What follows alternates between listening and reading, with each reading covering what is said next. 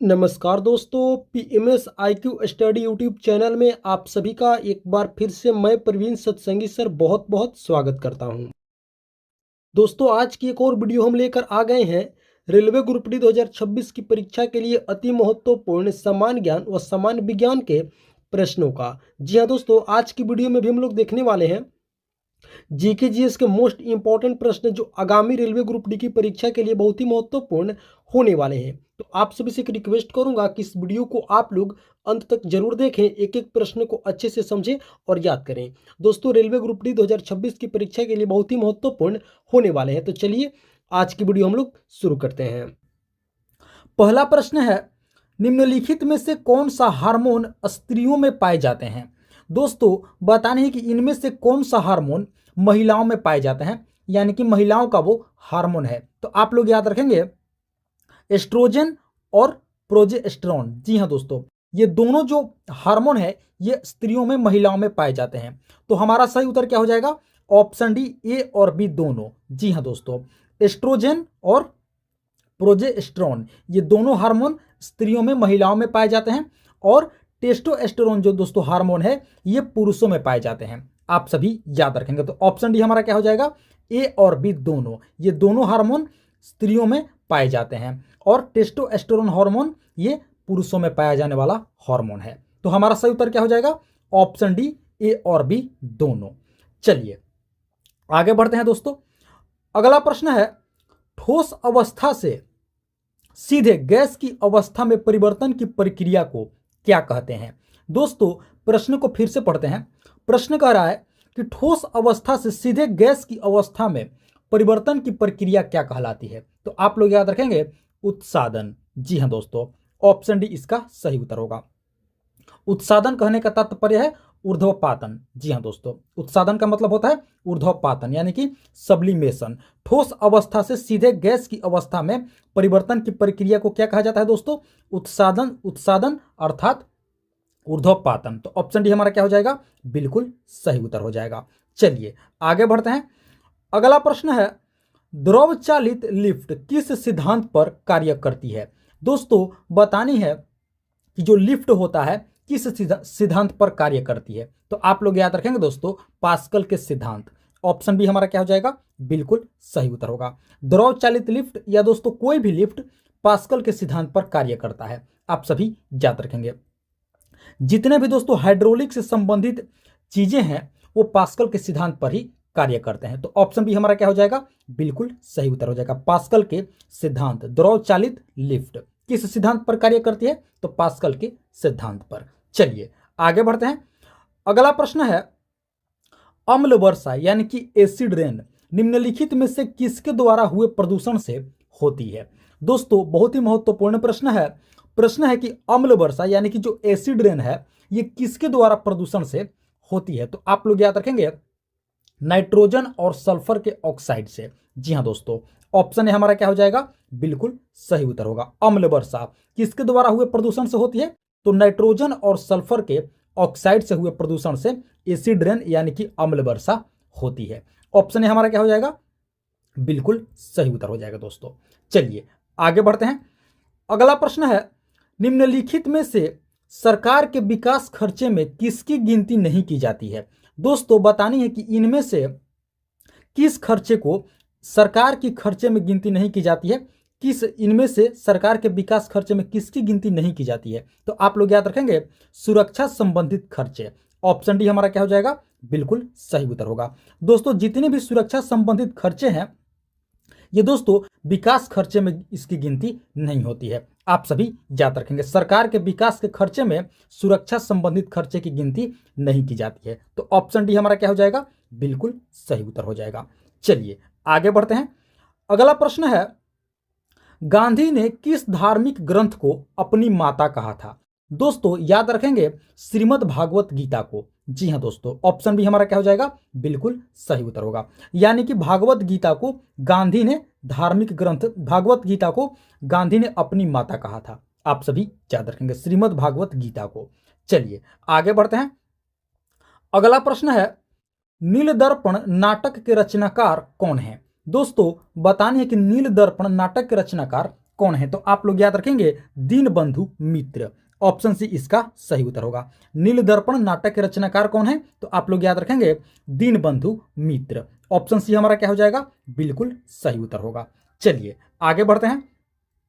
अगला प्रश्न है कोझिकोड बंदरगाह भारत के किस प्रदेश में स्थित है? तो आप लोग याद रखेंगे केरल में। जी हाँ दोस्तों, कोझिकोड बंदरगाह भारत के किस प्रदेश में है? तो आप लोग याद रखेंगे केरल में। ऑप्शन बी हमारा क्या हो जाएगा? बिल्कुल सही उत्तर होगा। चलिए आगे बढ़ते हैं।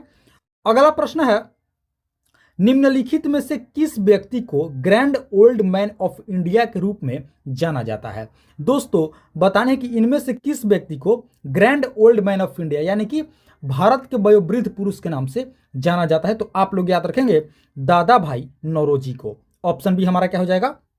बिल्कुल सही उत्तर होगा। दादा भाई नौरोजी को दोस्तों grand old man of India के रूप में भी जाना जाता है, दादा भाई नौरोजी को। आप सभी को दोस्तों बता दें कि ब्रिटिश संसद के लिए चुने जाने वाले प्रथम व्यक्ति यही थे, दादा भाई नौरोजी, और इन्हें grand old man of India के रूप में भी जाना जाता है। तो ऑप्शन बी हमारा क्या हो जाएगा? बिल्कुल सही उत्तर होगा। चलिए आगे बढ़ते हैं। अगला प्रश्न है पुष्पहीन पादपों को क्या कहा जाता है? दोस्तों बताने कि वैसे पादप जो पुष्पहीन होते हैं उन्हें क्या कहा जाता है? तो आप लोग याद रखेंगे क्रिप्टोगैम। जी हाँ दोस्तों, ऑप्शन सी हमारा क्या हो जाएगा? बिल्कुल सही उत्तर होगा। पुष्पहीन पादपों को क्या कहा जाता है? क्रिप्टोगैम कहा जाता है। ऑप्शन सी राइट आंसर होगा। चलिए आगे बढ़ते हैं। अगला प्रश्न है पंचायत समिति का कार्यपालक पदाधिकारी कौन होता है? दोस्तों बताने कि पंचायत समिति का कार्यपालक पदाधिकारी कौन होते हैं? तो आप लोग याद रखेंगे प्रखंड विकास पदाधिकारी। ऑप्शन बी हमारा क्या हो जाएगा? बिल्कुल सही उत्तर होगा। प्रखंड विकास पदाधिकारी होते हैं दोस्तों पंचायत समिति के कार्यपालक पदाधिकारी। कौन होते हैं? प्रखंड विकास पदाधिकारी यानी कि बीडीओ। ऑप्शन बी हमारा क्या हो जाएगा? बिल्कुल सही उत्तर होगा। बीडीओ यानी कि ब्लॉक डेवलपमेंट ऑफिसर। तो ऑप्शन बी इसका सही उत्तर आप सभी याद रखेंगे। चलिए आगे बढ़ते हैं। अगला प्रश्न है दोस्तों संवाद कौमुदी का प्रकाशन किस भाषा में हुआ? दोस्तों बताने कि संवाद कौमुदी इसका प्रकाशन किस भाषा में किया गया था? तो आप लोग याद रखेंगे बांग्ला में। ऑप्शन बी हमारा क्या हो जाएगा? बिल्कुल सही उत्तर होगा। संवाद कौमुदी जो कि दोस्तों एक अखबार था और इसका प्रकाशन राजा राममोहन राय जी के द्वारा किया गया था। किनके द्वारा किया गया था? राजा राममोहन राय जी के द्वारा संवाद कौमुदी का प्रकाशन किया गया था। किस भाषा में? तो आप लोग याद रखेंगे बांग्ला भाषा में। ऑप्शन बी हमारा क्या हो जाएगा? बिल्कुल सही उत्तर होगा। आप सभी याद रखेंगे। चलिए आगे बढ़ते हैं। अगला प्रश्न है दोस्तों यदि धन यानी कि मुद्रा बहुत अधिक हो और माल बहुत कम हो इस स्थिति को क्या कहा जाता है? दोस्तों प्रश्न है कि यदि धन यानी कि मुद्रा बहुत अधिक हो और माल बहुत कम हो तो इस स्थिति को क्या कहा जाता है? तो आप लोग याद रखेंगे दोस्तों इस स्थिति को मुद्रास्फीति कहा जाता है। ऑप्शन डी हमारा क्या हो जाएगा? बिल्कुल सही उत्तर होगा। मुद्रास्फीति कहा जाता है किसे? यदि धन बहुत अधिक हो और माल बहुत कम हो क्या कहा जाता है? मुद्रास्फीति। ऑप्शन डी इसका राइट आंसर होगा। चलिए आगे बढ़ते हैं। अगला प्रश्न है हड़प्पा सभ्यता के लोग किस धातु से परिचित नहीं थे? दोस्तों बताने कि हड़प्पा सभ्यता के लोगों को किस धातु का ज्ञान नहीं था, किस धातु को वो लोग नहीं जानते थे? तो आप लोग याद रखेंगे लोहा को। ऑप्शन बी हमारा क्या हो जाएगा? बिल्कुल सही उत्तर होगा। हड़प्पा सभ्यता के लोग दोस्तों लोहा धातु से परिचित नहीं थे। ऑप्शन बी इसका राइट आंसर होगा। चलिए आगे बढ़ते हैं। अगला प्रश्न है माउंट एवरेस्ट की चोटी पर पहुंचने वाली प्रथम महिला कौन थी?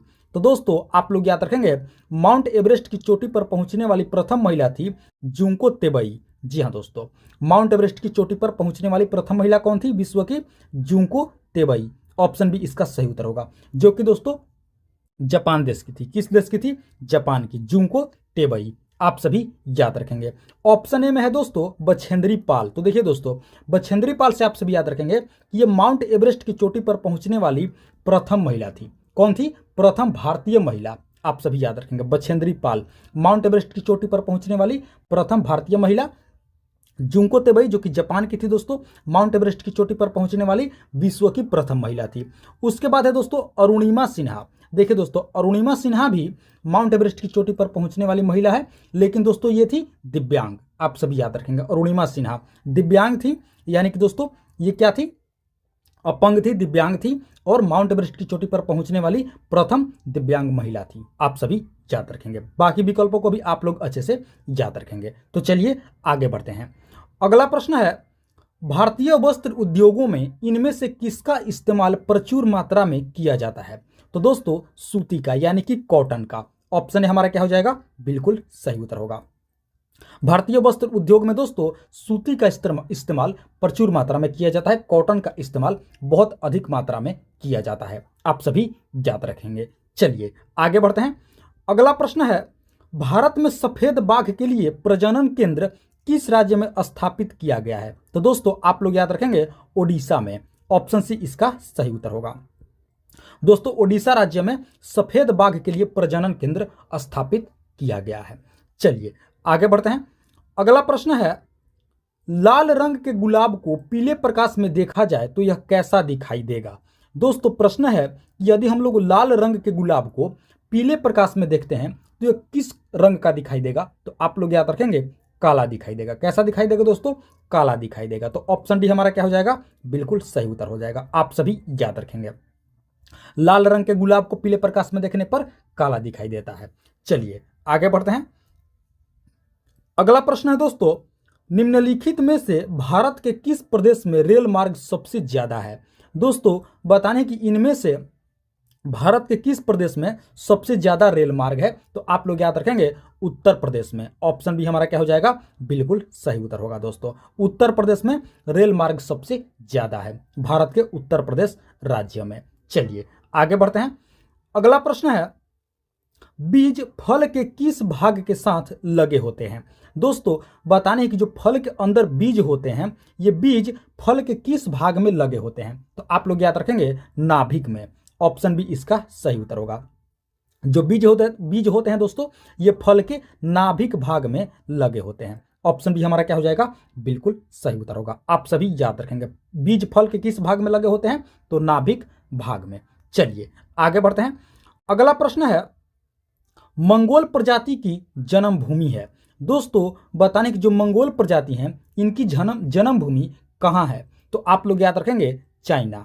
ऑप्शन सी इसका सही उत्तर होगा। मंगोल प्रजाति कहाँ की इनकी जन्मभूमि है दोस्तों? तो आप लोग याद रखेंगे चीन। ऑप्शन सी हमारा क्या हो जाएगा? बिल्कुल राइट आंसर होगा, सही उत्तर होगा। चलिए आगे बढ़ते हैं। अगला प्रश्न है, मानव शरीर की सबसे लंबी कोशिका कौन सी है? दोस्तों बताने हैं कि हमारे शरीर की सबसे लंबी कोशिका कौन सी है? तो आप लोग याद रखेंगे तंत्रिका कोशिका। ऑप्शन डी इसका सही उत्तर होगा। तंत्रिका कोशिका सबसे लंबी कोशिका है। आप सभी याद रखेंगे तंत्रिका कोशिका यानी कि नर्वस सेल। ऑप्शन डी क्या हो जाएगा? बिल्कुल राइट आंसर होगा। हमारे शरीर की सबसे लंबी कोशिका कौन सी है? तंत्रिका कोशिका। चलिए आगे बढ़ते हैं दोस्तों। अगला प्रश्न है, इनमें से कौन सा पदार्थ ऊष्मा का सुचालक है परंतु विद्युत का कुचालक है? दोस्तों प्रश्न कह रहा है कि इनमें से कौन सा पदार्थ है जो ऊष्मा का तो सुचालक है परंतु विद्युत का कुचालक है? तो आप लोग याद रखेंगे अभ्रक। ऑप्शन डी इसका सही उत्तर होगा। दोस्तों अभ्रक क्या है? ऊष्मा का सुचालक है परंतु विद्युत का कुचालक है। आप सभी याद रखेंगे। चलिए आगे बढ़ते हैं। अगला प्रश्न है दोस्तों, राष्ट्रपति का समय काल पूर्ण होने से पूर्व उन्हें हटाने की प्रक्रिया की शुरुआत कौन कर सकते हैं? यानी कि दोस्तों महाभियोग। राष्ट्रपति का समय काल पूर्ण होने से पहले उन्हें हटाने की प्रक्रिया को महाभियोग कहा जाता है। हालांकि दोस्तों अभी तक हमारे देश में किसी भी राष्ट्रपति को कार्यकाल पूरा होने से पहले उन्हें नहीं हटाया गया है, यानी कि उन्हें महाभियोग किसी भी राष्ट्रपति पर नहीं चलाया गया है। तो बताने हैं कि इस प्रक्रिया की शुरुआत कौन कर सकता है? तो आप लोग याद रखेंगे संसद के सदस्य। ऑप्शन डी इसका सही उत्तर होगा। जी हाँ दोस्तों, राष्ट्रपति का समय काल पूर्ण होने से पूर्व उन्हें हटाने की प्रक्रिया की शुरुआत कौन कर सकते हैं? संसद के सदस्य। और इस प्रक्रिया को क्या कहा जाता है दोस्तों? महाभियोग कहा जाता है। आप सभी याद रखेंगे, राष्ट्रपति के कार्यकाल पूरा होने से पहले उन्हें हटाने की प्रक्रिया को महाभियोग कहा जाता है। और यह महाभियोग की प्रक्रिया की शुरुआत कौन करते हैं? तो संसद के सदस्य करते हैं। आप सभी अच्छे से याद रखेंगे। ऑप्शन डी इसका सही उत्तर हो जाएगा। चलिए आगे बढ़ते हैं। अगला प्रश्न है, निम्न में से किस राज्य सरकार ने वृक्षारोपण महाकुंभ अभियान शुरू किया है? दोस्तों बताने कि इनमें से किस राज्य सरकार के द्वारा वृक्षारोपण महाकुंभ अभियान को शुरू किया गया है? तो आप लोग याद रखेंगे उत्तर प्रदेश सरकार के द्वारा। ऑप्शन बी इसका सही उत्तर होगा। उत्तर प्रदेश सरकार के द्वारा दोस्तों वृक्षारोपण महाकुंभ अभियान शुरू किया गया है। तो ऑप्शन बी आप लोग याद रखेंगे उत्तर प्रदेश। चलिए आगे बढ़ते हैं। अगला प्रश्न है, इनमें से किसे गोल्डन फाइबर के रूप में जाना जाता है? तो दोस्तों गोल्डन फाइबर के रूप में जूट को जाना जाता है। ऑप्शन है हमारा क्या हो जाएगा? बिल्कुल सही उत्तर होगा। गोल्डन फाइबर के रूप में किसे जाना जाता है? तो जूट को जाना जाता है। चलिए आगे बढ़ते हैं। अगला प्रश्न है, सोने के जेवरों की शुद्धता को सुनिश्चित करने के लिए किस मानक चिन्ह का प्रयोग किया जाता है? दोस्तों बताने कि सोने के जेवरों की शुद्धता को सुनिश्चित करने के लिए किस मानक चिन्ह का प्रयोग किया जाता है? तो आप लोग याद रखेंगे हॉलमार्क का। जी हाँ दोस्तों, ऑप्शन बी इसका सही उत्तर होगा। हॉलमार्क दोस्तों जो कि भारत सरकार के द्वारा दोस्तों जारी किया गया यह मानक चिन्ह है। सोने की जेवरों की शुद्धता को सुनिश्चित करने के लिए दोस्तों इसी चिन्ह का प्रयोग किया जाता है, हॉलमार्क। ऑप्शन बी इसका सही उत्तर होगा। यानी कि दोस्तों हॉलमार्क के जितनी भी गहने होंगे वो सभी क्या होंगे? प्योर होंगे, शुद्ध होंगे, और वो दोस्तों एकदम शुद्धता की उनमें गारंटी होगी। हॉलमार्क के जो गहने होंगे दोस्तों वो क्या होंगे? बिल्कुल शुद्ध होंगे। तो ऑप्शन बी हमारा क्या हो जाएगा? बिल्कुल सही उत्तर होगा, हॉलमार्क। आप सभी याद रखेंगे। चलिए आगे बढ़ते हैं। अगला प्रश्न है, नेपाल की राजधानी काठमांडू किस नदी के तट पर अवस्थित है, यानी कि स्थित है? दोस्तों बताने कि नेपाल की राजधानी काठमांडू किस नदी के तट पर है? तो आप लोग याद रखेंगे बागमती नदी। ऑप्शन डी इसका सही उत्तर होगा। नेपाल की राजधानी दोस्तों काठमांडू है, ऑब्वियसली किस नदी के तट पर है? तो आप लोग याद रखेंगे बागमती नदी। चलिए आगे बढ़ते हैं।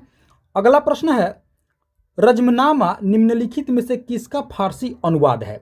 दोस्तों बताने कि रजमनामा इनमें से किसका फारसी अनुवाद है, किस पुस्तक का फारसी अनुवाद है? तो आप लोग याद रखेंगे महाभारत, जो कि दोस्तों दुनिया का सबसे बड़ा महाकाव्य है, वेद व्यास जी के द्वारा रचित। इसी का दोस्तों फारसी अनुवाद है रजमनामा। ऑप्शन है आप लोग याद रखेंगे महाभारत। चलिए आगे बढ़ते हैं। अगला प्रश्न है, राष्ट्रपति को उनके उपराष्ट्रपति को उनके पद से कैसे हटाया जा सकता है? देखिए दोस्तों यहां पर बात हो रही है उपराष्ट्रपति की, उनके पद से कैसे हटाया जा सकता है? तो आप लोग याद रखेंगे राज्यसभा के बहुमत से पारित प्रस्ताव पर लोकसभा की स्वीकृति से। ऑप्शन डी हमारा क्या हो जाएगा? बिल्कुल सही उत्तर होगा। उपराष्ट्रपति को उनके पद से कैसे हटाया जा सकता है? तो दोस्तों राज्यसभा के बहुमत से पारित प्रस्ताव पर लोकसभा की स्वीकृति से उपराष्ट्रपति को उनके पद से हटाया जा सकता है। तो ऑप्शन डी हमारा क्या हो जाएगा? बिल्कुल सही उत्तर होगा। आप सभी याद रखेंगे। चलिए आगे बढ़ते हैं। अगला प्रश्न है, मेसोपोटामिया से क्या तात्पर्य है? दोस्तों बताने कि मेसोपोटामिया से क्या तात्पर्य है, मेसोपोटामिया से क्या समझते हैं आप लोग, क्या इसका मतलब होता है? तो आप लोग याद रखेंगे दो नदियों के बीच की भूमि को मेसोपोटामिया कहा जाता है। आप सभी याद रखेंगे। ऑप्शन है हमारा क्या हो जाएगा? बिल्कुल सही उत्तर होगा। दो नदियों की बीच की भूमि को मेसोपोटामिया कहा जाता है। आप सभी याद रखेंगे। ऑप्शन ए इसका सही उत्तर होगा। तो दोस्तों ये थी हमारी आज की रेलवे ग्रुप डी 2026 की परीक्षा के लिए अति महत्वपूर्ण समान ज्ञान व समान विज्ञान के प्रश्नावली वीडियो। आशा करते हैं इस वीडियो को आप लोग अंत तक जरूर देखे होंगे, एक एक प्रश्न को अच्छे से समझे होंगे और याद भी कर लिए होंगे। तो आप सभी से एक बार फिर से रिक्वेस्ट करूंगा कि अभी तक आप लोगों ने इस वीडियो को एक लाइक नहीं किए हैं तो दोस्तों आप लोग इस वीडियो को एक लाइक जरूर कर देंगे। साथ ही साथ PMS IQ study YouTube channel पर आप लोग पहली बार विजिट किए हैं तो दोस्तों इस चैनल को भी आप लोग जरूर से जरूर सब्सक्राइब करेंगे इसी तरह का महत्वपूर्ण व जेन्युइन प्रश्नावली वीडियो प्रतिदिन देखने के लिए। और दोस्तों आप लोग हमें कमेंट करके जरूर बताएंगे कि प्रश्न वीडियो आप लोगों को कैसी लगी, प्रश्न का लेवल कैसा था, कहीं कोई त्रुटि है तो उसका भी आप लोग हमें कमेंट करके जरूर बताएंगे। तो फिलहाल दोस्तों इस वीडियो में इतना ही, मिलते हैं एक और मोस्ट इंपॉर्टेंट वीडियो लेकर के। तब तक के लिए आप सभी का बहुत बहुत धन्यवाद। जय हिंद दोस्तों।